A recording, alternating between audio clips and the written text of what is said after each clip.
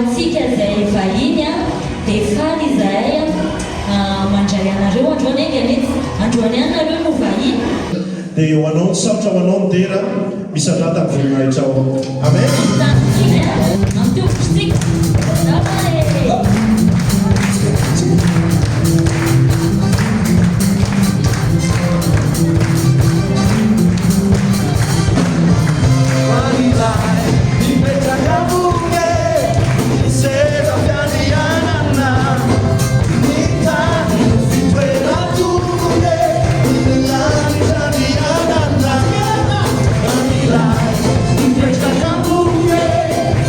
Princesa Tiana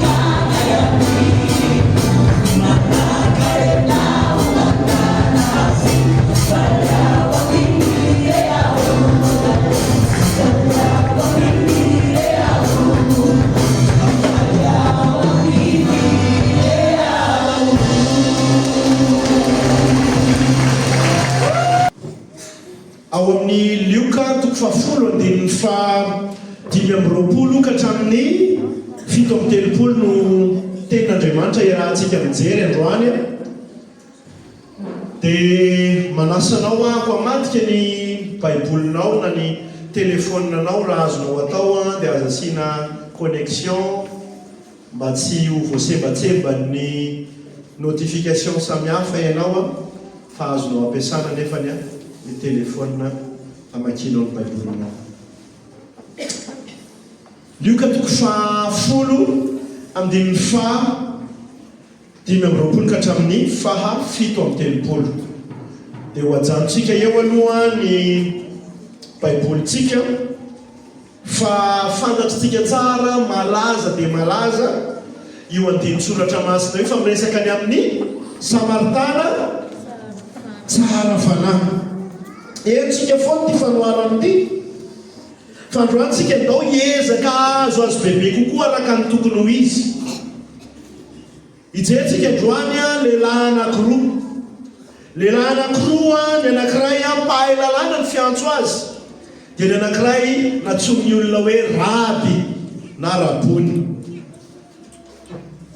Jesosy amin'ny maha-raby azy, amin'ny maha-olona nampianatra ny izay nanodidina anazy, dia tsy nisy fotoana nanambarany soratra masina azy hoe nianatra tamina mpampianatra ny lalàna tahaka ny Gamaliela izay nisany nalaza tamin'izany fotoana izany, na ireo izay sanga ny hafa mpampianatra ny lalàna.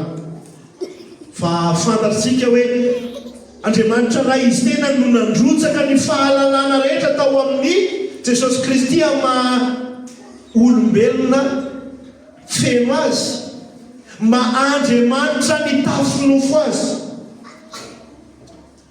dia fantany tsara ny lalàna, ary indrindra fantany ny ao am-pon'Andriamanitra momba ny lalàna.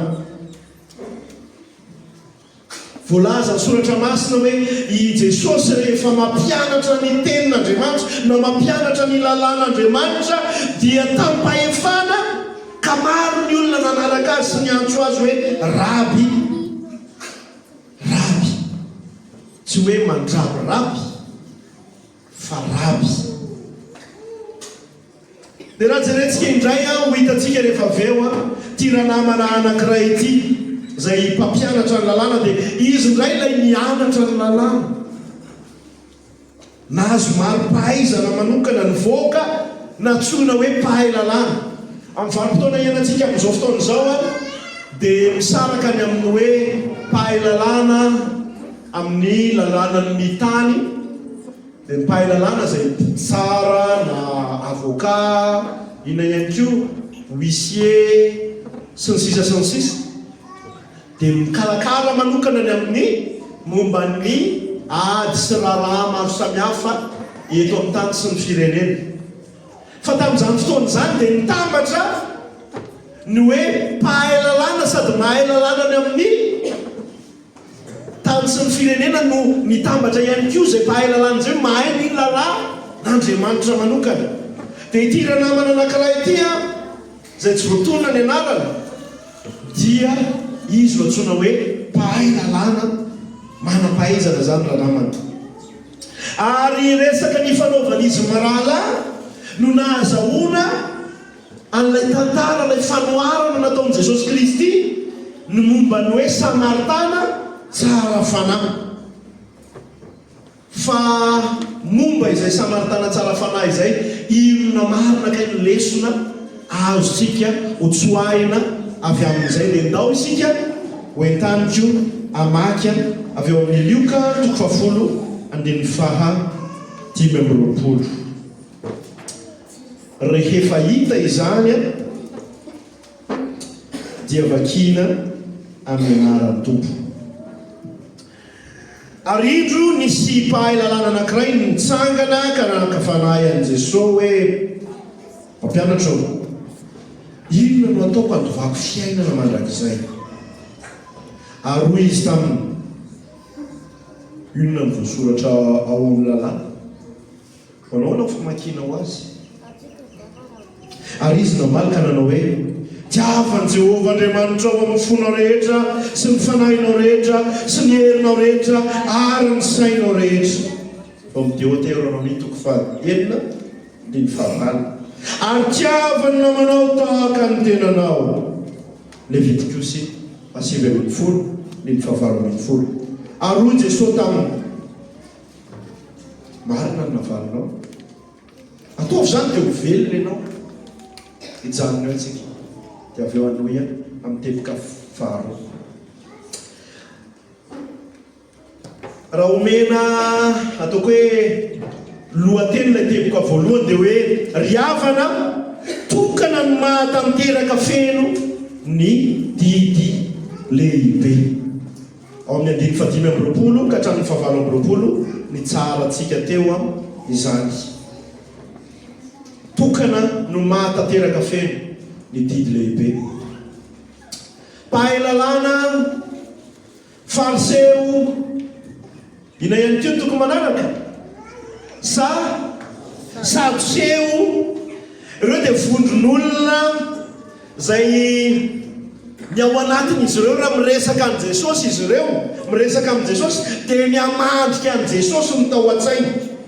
Ny ahatonga an' Jesosy ho lavo eo anatrehan'ny olona amin'ny zavatra zay teneniny, mamadrika an' Jesosy, zay foana no zavatra tiany atongavana amin'ny resaka zay ataon'izy ireo. Ary hitantsika zany teto amin'ity voanivakitsy aty. Mpampianatra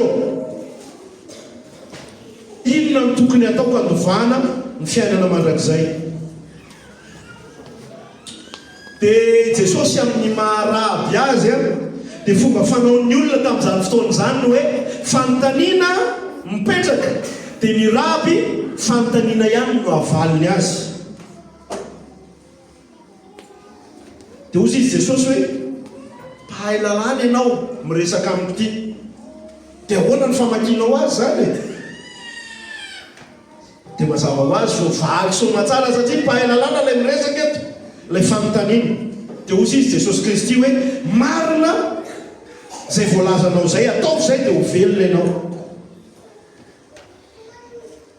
Ny olana nefa ao anatin'ity resaka tapany voalohany fanaovan'izy amin'n'alahy ity dia ity ranamana ity, ity mpahay lalàna ity dia mahafantatra ny soratra masina fa tsy fantany zay tena resahan'ny soratra masina.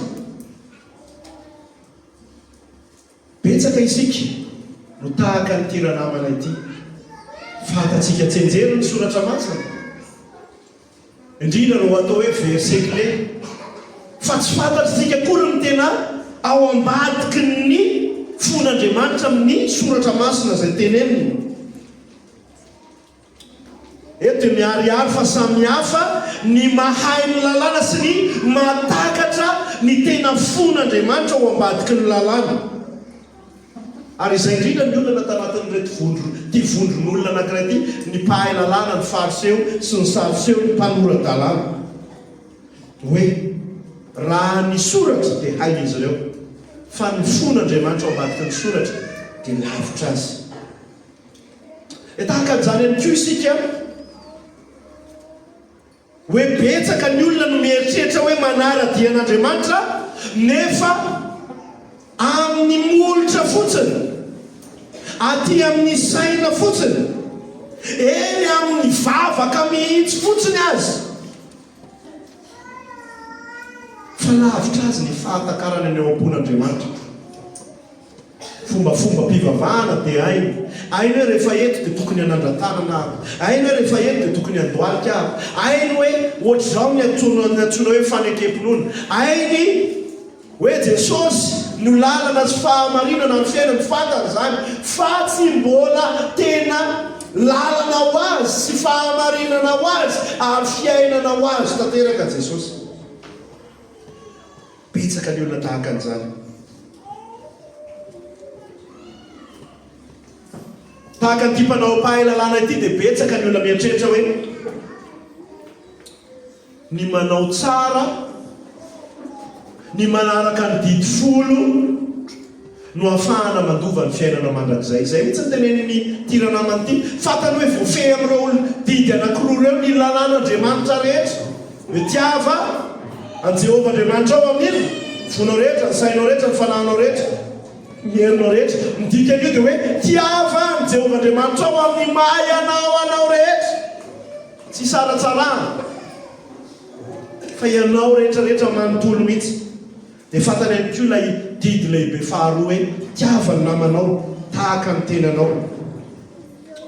Dia nieritreretiny hoe amin'ny fanajanany reo no ahafahan'Andriamanitra manome azy ny fiainana mandrakizay, satria teo zay ny netomboan'ilay fanontaniana teto. Fantatsika ambaran'ny soratra masina mazava tsara, Romanina 7:20. Satria tsy nisy nofo ho amarinina amin'ny asan'ny lalàna eo anatrehany, fa ny lalàna no ahazona ny fahalalana marina ny amin'ny ota. Inona zany no antony nanomezan'Andriamanitra ny didy folo sy ireo lalàna maro samihafa ao anatin'ny Baiboly. Tokony ho fantatsika zany. Satria misy ohatra anankiray, misy sary anankiray ahafahantsika mahazo bebe kokoa hoe inona no nanomezan'Andriamanitra ny lalàna, tahaka ny inona marina moa ny lalàna. Satria tsisy ho voavonjy amin'ny fanarahan-dalàna na ny ray azy, fa ny lalàna raha lasaina bavy dia ho aritsika tahaka ny fitaratra. Rehefa mijery ny fitaratra ianao dia tsy manasa ny tarehanao io fitaratra io, fa mampafantatra anao hoe maloto ny tarehanao na misy milamina eo amin'ny tarehanao. Zay ny asan'ny fitaratra. Fatay izany olona teto izany olona manana fitaratra hoe rehefa mijery ny fitaratra izy dia lasa madio voadio ny fitaratra,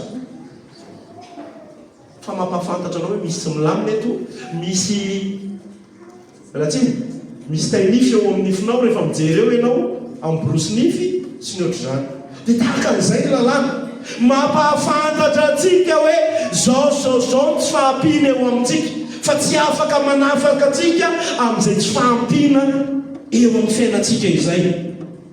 Ratsy ve ny fitaratra raha ohatra ka maneho aminao hoe tsy milamina ny tarehanao? Tsy ratsy izy, mazava ho azy. Fa tsy asany tsotra zao no manadio anao. Dia ohatr'izay ihany koa tsy ratsy ny lalàna, fa tsy asan'ny lalàna ny mahatonga anao ho voavela helika eo anatrehan'Andriamanitra. Tsy asan'ny lalàna na ny fanarahan-dalàna no mahatonga anao ho marina eo anatrehan'Andriamanitra. Tsy manadio ny ota ny lalàna, fa mampiariary ny ota. Zany hoe raha tsy teo, raha tsy misy ny lalàna izay fitaratra ho ahafantarako hoe zao marina kay ty zako ty, dia tsy nafantatra ako hoe kay fahotana anatrehan'Andriamanitra kay ny fijangajangana, ny mangalatra, ny mitsiriritry fananan'olona, ny mitsiriritry vadin'olona, ny mandaingy. Ny lalàna dia zay ny asan'ny lalàna, mampafantatra atsika an'izany. Zay no mila hitandremantsika rehefa iresaka ny amin'ny filazantsara isika, rehefa miresaka amin'ny olona ny amin'ny Jesosy Kristy isika, ny amin'ny fiarahana mandeha amin'Andriamanitra na hitondra anazy eo amin'ny filazantsara, dia tandremo no manao ny moralisme hoe aza mijangajangana, aza manao an'izao aloha, dia ho eken'Andriamanitra ianao. Zany hoe filazantsara. Na ianao miteny an'izany amin'ny olona raha tsy mahavita an'izany akory, dia tahaka ny mpanoran-dalàna, fariseo, sadiseo, mpahay lalàna ianao, hoe zavatra tsy vitanao akory no andrandranao amin'ny olona. Dia tandremo izay resaka moralisme izay. Fa hoy izy Jesosy teto raha hiverina amin'ilay resaka izy mirahalahy hoe ataovy ary, ataovy zany dia ho velona ianao.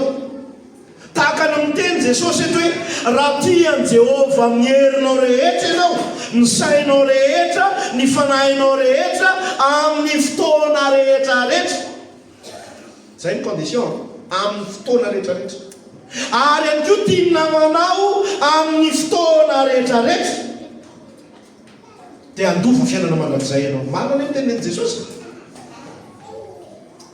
fampitrakolana lehibe dia hoe iza ny mahavita an'izany, iza ny mahavita an'izany, tsy misy mahavita an'izany.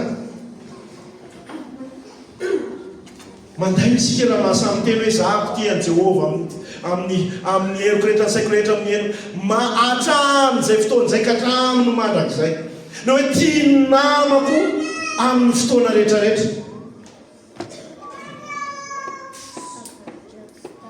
Iza ny mahavita an'izany? Tokana ihany no nity an Jehova Andriamanitra amin'ny fony rehetra, tamin'ny fotoana rehetra hatramin'izay ka ho mandrakizay. Dia Kristy ilay tena tia ny ray ny feno ary tia ny hafa ka maty ho azy teo amin'ny hazo fijaliana mihitsy azy. Zay ilay Kristy Jesosy zay. Romanina 7:17 dia milaza amintsika hoe samy efa nanota izy rehetra ka tsy manana ny voninahitra avy amin'Andriamanitra.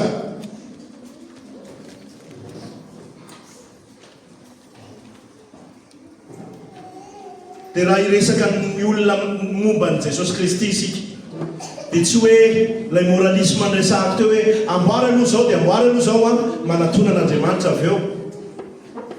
Fampafantaro azy fampanota mila famonjena izy, mahantra resaka fahamarinana izay takian'Andriamanitra izy.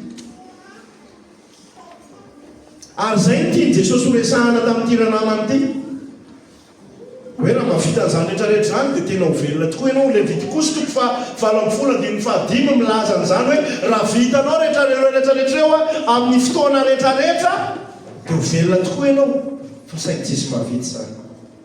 Izay ny ilana an Jesosy Kristy, ilay navita ny zavatra rehetra ho antsika. Mitaingina amin'ny vitan'ny Kristy zasy ianao, fa fahasoavana no namonjenanareo amin'ny finoana, ary tsy avy taminareo zany fa fanomezana avy amin'Andriamanitra, tsy avy amin'ny asa fa ndrao izy irearea. Tsy ny fahatsarahantsika no ilan'Andriamanitra avy amintsika, fa ny fahatsaran'ny Kristy hita eo amintsika. Zay ny takian'Andriamanitra amintsika tsiraray avy.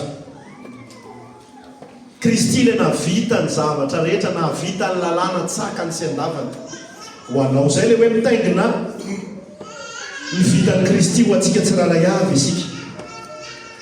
Hatramin'ny fibebahana, hatramin'ny batisany fibebahana azy, izay batisany Jaona dia nataon'ny Kristy mba hatateraka anatanterahany lalàna. Mila mibebaka ve Kristy sa tsy mila? Tsy ilany koriny zany, fa mba hahatonga azy ho ilay lehilahy nahatanteraka ny lalàna rehetra dia niditra tamin'izany batisan'ny fibebahan'ny Jaona izany Jesosy Kristy. Fa izao raha ohatra ka hampafantarinao azy ilay olona izay hifaneraserahanao hoe ianao tia ny ranamany ka tena mpanota mila mpamonjy, ary Jesosy Kristy irery ihany no afaka mamonjy ianao, dia eo amin'izay toeran'izay dia afaka ny manatona n'ilay Jesosy Kristy manana rano miboriboika omena ny olona tsiraray avy. Zany ho fampanantenan'i Jesosy Kristy hoe zay mino ao izy dia isy ho ny rano velona miboriboika avy ao anatiny. Ary na iza no misotro amin'izay omeny Kristy dia tsy anketaeta intsony. Dia io ilay ho ny rano velona io, ilay fanahy masina zay mitarika ny olona ho amin'ny lalan'ny fahamarinana, mitarika azy hoe olona mpanota mila famonjena izy. Dia eo ilay manomboka tonga ilay fahaterahana indray, dia ao anatin'ilay fahaterahana indray no teraka ny finoana an Jesosy Kristy. Tahaka an'izay ilay mekanisme ny famonjena hoe miasa ny fanahy masina any anatinao any, mandevilevo, tena hoe mandresy lahatra anao hoe tena ianao tiany ka mila ny Jesosy. Tsy afaka tsy ho vitanao ny fiainanao, tsy afaka ianao, tsy afaka nomana eo anatren'Andriamanitra ianao, tsy afaka hatsapa fitiavana marina ianao, ilay tena fitiavana. Tsy ho vitanao ny miala amin'izay zavatra iezanao ialana isan'andro io, fa vitanao ny miala anatin'ny herinandro, 2 andro, 3 andro ray volana telo volana farafaresana verina indray Jesosy Kristy no ilainao zay le misy olona mivelona manadio miasa ao anatin'ny olona tondra anazy ny fahateraham-baovao mipetsaka ilay finoana na marinana inonan' Jesosy Kristy irery ihany.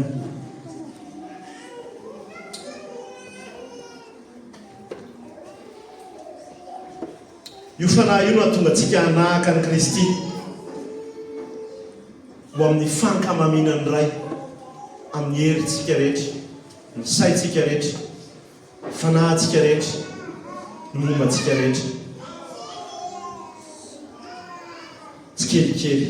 Ary ahafahantsika ihany koa mianatra mitia ny hafa. Mety mbola tsy tanteraka isika fa mihatanteraka amin'ny fitiavana ny hafa, amin'ny fitiavana ny namana.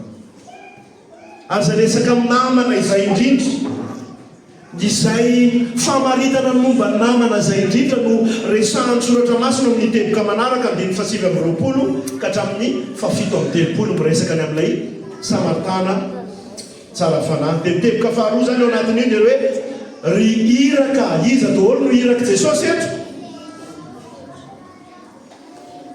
Zasy ianao nao mahasamby manana-tana antsika hoe za le iraka hoe za le iraka.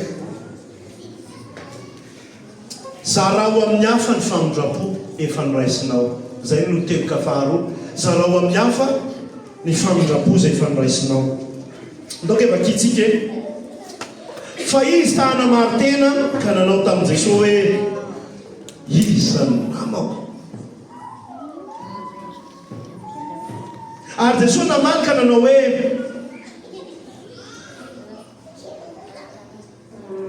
ahoana izy Jesosy? Nisy lehilahy anankiray midina avy tany Jerosalema makany Jeriko ka azo amin'ny jiolahy. Io lalana avy any Jerosalema makany Jeriko io lalana tena fanararotan'ny jiolahy mihitsy ary fantatry ny olona rehetrarehetra ny maha mampidi-tozana io lalana io. Dia nendahany ny jiolahy zany ny lambany sady nokapohiny izy dia nilaozany rehefa saika maty. Ary sendra nisy mpisorona anankiray midina tamin'izany lalana izany. Raha nahita ndra lehilahy izy dia nandalo azy. Ary toy izany koa ny levita anankiray izay tonga teo ka nahita azy nefa nandalo koa. Fa nisy kosa Samaritana anankiray nandeha tamin'ny nalehany ka tonga teo aminy ary noho nahita azy izy. Nao miara-manisa isika. Noho nahita azy izy dia onena azy dia nanatony izy ka nofeheziny ny feriny sady nasiny diloino sy divay dia nampitengeniny tamin'ny biby izy ka nentiny ho any amin'ny tranom-bahiny dia notsaboiny ary noho ny ampitson'iny dia naka dia nanilo izy ka nomeny ny tompony tranom-bahiny sady nanao taminy hoe tsaboy izy ary raha ohatrinona na ohatrinona ny laninao mihoatra no reto dia onerako rehefa miverinao. Iza mo amin'izy telo lahy no atao hoe namany ilay azon-jiolahy ary hoy izy ilay mianatra azy. Dia hoy Jesosy taminy mandehany ianao ka mba manaova toy izany koa. Tsy ampiantira namany tia ilay mpahay lalàna ny valiteny nomeny Kristy azy ary ny tena loza azy dia tehana marina ny tenany teo anatrehany Jesosy izy. Tehany eo izy hoe izy no mahafehy kokoa ny lalàna noho i Jesosy Kristy. Dia mbola nidikizo ihany izy tamin'ny fanontaniana napetrany hoe iza no namako. Nao samy miara-mitentsika hoe iza no namako. Isa roatena? Iza no namako. Nanao an'ilay mpahay lalàna zany taloha teo dia za miezaka ny mamaly anareo anatin'izay. Iza no namako. Tsy ny te hilaza ilay mpahay lalàna hoe Jesosy zaho ty mity an'Andriamanitra amin'ny fotoana rehetrarehetra, amin'ny heriko rehetra, amin'ny saiko rehetra, vitako zany. Ary zaho koa vitako ny mity namako tahaka ny tenako amin'ny fotoana rehetrarehetra. Dia iza indray zany namana tianao teneniny zany?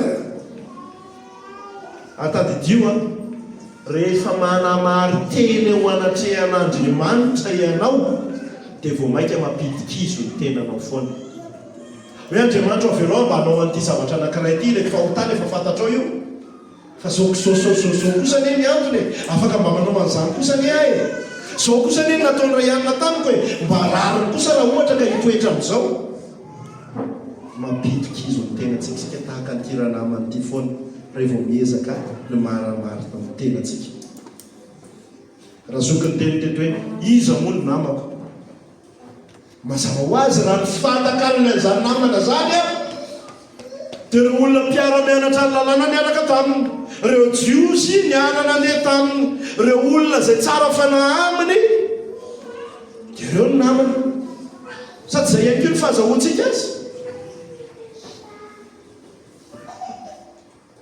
Jesosy Kristy ny teny hoe raha ohatra ka reo miarahaba antsika ihany no arabaitsika dia mitovy amin'ny fariseo sy ny sadiseo isika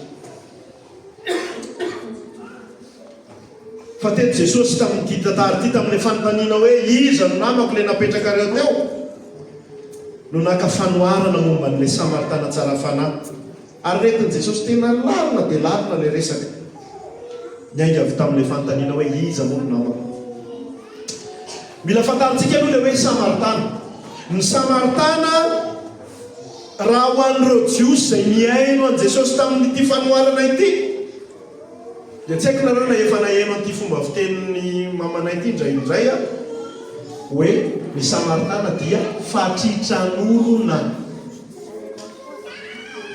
ohatrany ahoana ny fidoboko izay any anatin'ny saintsika any fatritran'olona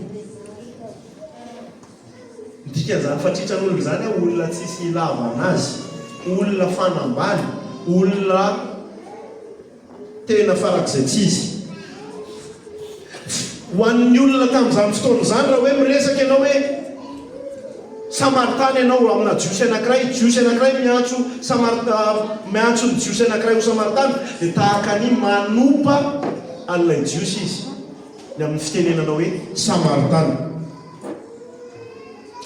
reo Samaritana reo a dia jiosy ny fangaro métisy ho antsika zany métisy zany dia métisy mahafinaritra mahafatifaty métisy vazaha sy ny ohatr'izany fa ho an'ny jiosy zay hoe tsy tokony ifangaro amin'izaniza mihitsy sika ary zay no d'ailleurs napetraka Andriamanitra ho an'izy ireo hoe tsy tokony ifangaro amin'ny olo izao noho ny antony anankiray tsy noho n'ilay hoe fanavakavana fa ny antony anankiray dia ilay hoe tsy tokony ho lasa mpanompo Andriamanitra hafa izy ireo fa nefa lasa miova ilay fisainan'ny jiosy tateoriana hoe lasa fanavakavahana mihitsy ilay izy dia reto Samaritana reto dia métisy ary zay tsy nitiavana izy ireo nitiavany jiosy an'izy ireo tsy azo atao tamin'izany fotoana izany ny miara misakafo amina Samaritana raha jiosy izy tsy azo atao ny jiosy ny mifampizara vilia sotro amin'ny Samaritana mazava ho azy koa ny fanambady zany dia tsy azo ny jiosy atao ny manambady ny Samaritana dia inona nefa ny zavatra en'ity mpahay lalàna ity ary raha mipetraka eo amin'ny toeran'ilay mpahay lalàna isika olona tena farak'izay tena maranitra amin'izany resaka lalàn'Andriamanitra indrindra ny fahafantarana tsara n'izany hoe Samaritana zany dia hoe inona reny anatin'ity Jesosy ity Samaritana zao mihitsy ve no alainao ohatra dia ho feheziko ilay fanoharan'i Jesosy hoe nisy lehilahy anankiray a jiosy izy a dia avy any Jerosalema izy ho any Jeriko dia teny an-dalana teny dia nisy nanendaka dia nisy nikapoka dia niloza n'ilay olona mikapoka azy a rehefa akaiky ho faty dia nisy an'ireo olona tsara mba samy mijery aty adohany olona tsara maromaro nandalo inona reo olona tsara reo misy mpisorona zany a fantatsika fa tena hoe manana raharaha amin'ny toerana masina zay voaresaka tamin'ny alahady lasa teo a toerana masina manadio ny zanak'Israely amin'ny fahotana sy ny zavatra maro samihafa amin'ny alalan'ny fisoroana nataony dia tsy mijaly tsy ny raharaha izy fa ho maika ny andeha hanao ny asa fanompony. dia nandalo elokio le vita dia ao anatin'izay raharaha mpisoronana izay ihany manampy amin'ireo mpisorona amin'ny asa maro samihafa. dia raha hoarina amin'izao vanim-potoana resantsika izao amin'ny tontolo kristiana dia hoe pastera ry nandalo dia avy eo nandalo koa ny diakona. fa samy tsisy mijery amin'ity ranamana ity izay jiosy tahaka azy. fa nandalo ilay samaritana, ilay fanao tsinitsinona, ilay fatritran'olona, fanabany maloto ara-pivavahana, fa io samaritana io no mijery an'ilay jiosy teo ny tsirara teo. dia io le nampanisako atsika hoe nisy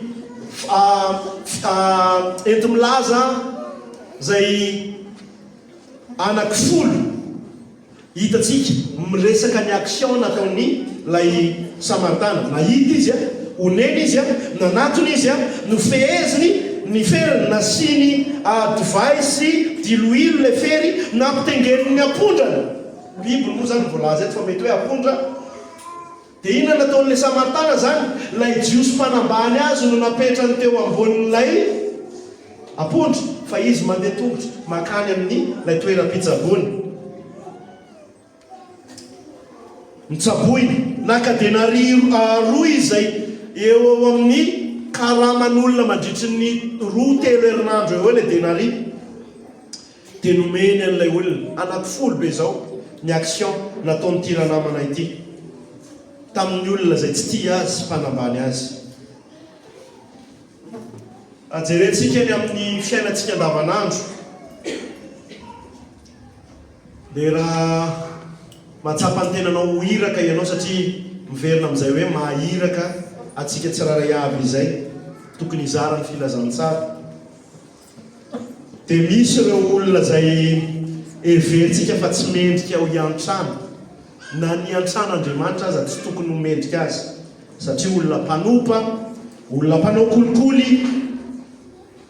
misy fomba fiteny aranao hoe itony ngamba no nany devoly rehefa kivy aminy.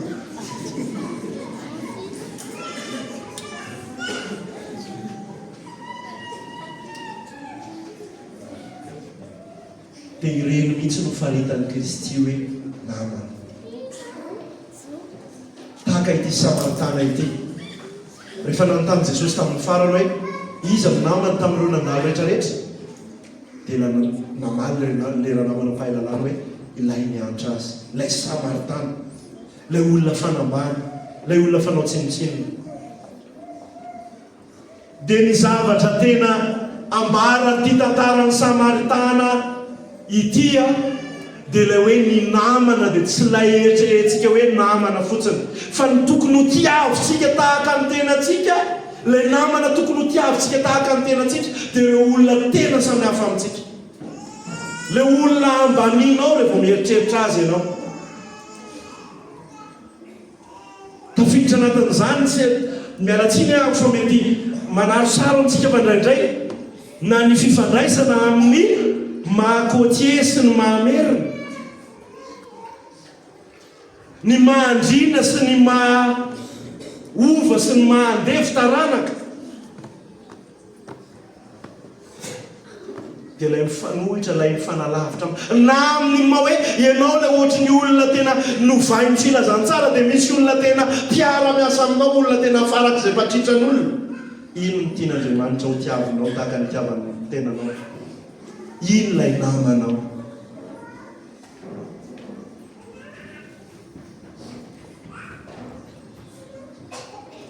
farito ilay namanao misy izy lera namany ity dia nifaritan'i Jesosy nandeha lalina lavitra.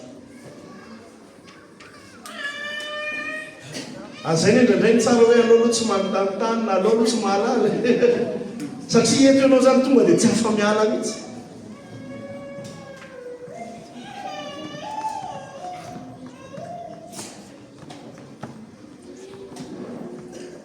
lay tsy mitovy taminy zay no namany, lay fanambaniny, lay fieritreretany hoe tena tsy alehany, zay no faritan'i Jesosy hoe namany. ary ny afahantsika mety tsikelikely ny olona zay mifanohitra amintsika ilay tena samihafa amintsika dia ilay fahasoavana amin'ny raisitsika, ilay famindrapo-zay amin'ny raisitsika, ka mahatonga ahako ho tian'ireo olona zay mety hoe raha ny fijeriko amin'ny saina manofo aho dia mety hoe ambany noho izaho, na mety hoe tena ambony lavitra noho izaho ka tsy takatro, tsy tia fifaneraserana, franc-maçon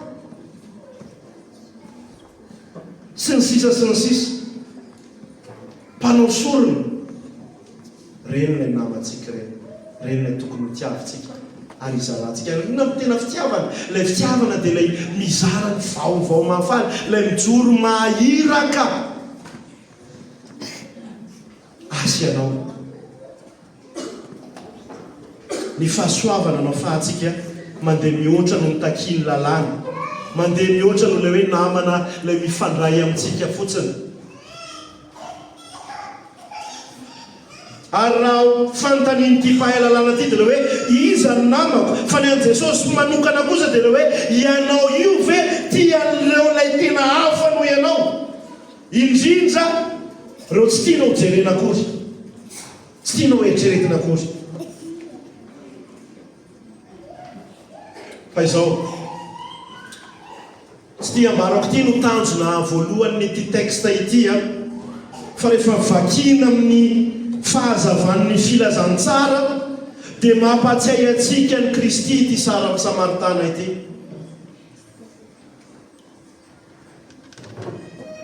Isika ilay tahaka n'ilay lehilahy niosipotaka, naratra ny fiainana simba ny fahotana nataony devoly tamin'izay fanaovany azy tanteraka tany, tsy hafa-nietsika fa nitsirana tamin'ny tany, fa tonga izy dia izy lay tena onenantsika, izy lay nanasitrana ny ratsantsika, izy lay nandony ny vidiny, ary tsy miantso ny tena izy hoe ho alohako amin'ny manaraka zay tsy, fa tena nalohany feno indray mandeha teo amin'ny hazo fijaniny vidy tetelestai nalohako avokoa. Mampatsiahy atsika ilay Samaritana tonga lafatra, ilay tsy fieritreritry ny olona, tsy tiany olona. Iza ny olona tian'i Jesosy zany? Indrindra fa amin'izao vanim-potoana izao vao hiresaka momba an'i Jesosy dia halan'ny olona Jesosy. Tahaka ny manompa an'ireny olona ireny raha miresaka ny amin'ny lay Jesosy lalana sy fahamarinana ary fiainantsika. Fa nefa n'izany nataony, ary teo naman'ny olona rehetra izy no tena sakaiza tsy mandao, andalo daholo reto mpanao fombafomba mpivavahany reto, fa izy tsy miala ary izy mikarakara, nandony vidiny fanavotana tamin'ny rano mihitsy, ary mbola iverina izy. Amin'izao fotoana izao izy lasa nandeha nanomana toerana ho an'ireo mino azy rehetra, mikarakara ny trano andraisany an'ireo fofombadin'ireo andray azy rehetra, dia verina andray izy, amin'ny iverenany ampiakatra ny fofombadina izy. Ko anatin'izany ry irako, iza ny namanao? Valiny mety amin'ny rehetra aloha ilay hoe Jesosy, fa jereo ihany koa ilay namanao ndraisahako teo, ilay tena samihafa aminao, ilay tsy tianao eritreretina akory. Mila ny famonjeny Jesosy izy ireny, ary Jesosy Kristy ilay sakaiza mora azo, ilay akaiky atsika indrindra, mila ny Jesosy isika. Ka noho izany ry iraka ry irako, ry iraky Jesosy no hiaraka hitsangana isika. Nasan'ireo tendry piry mety aloha.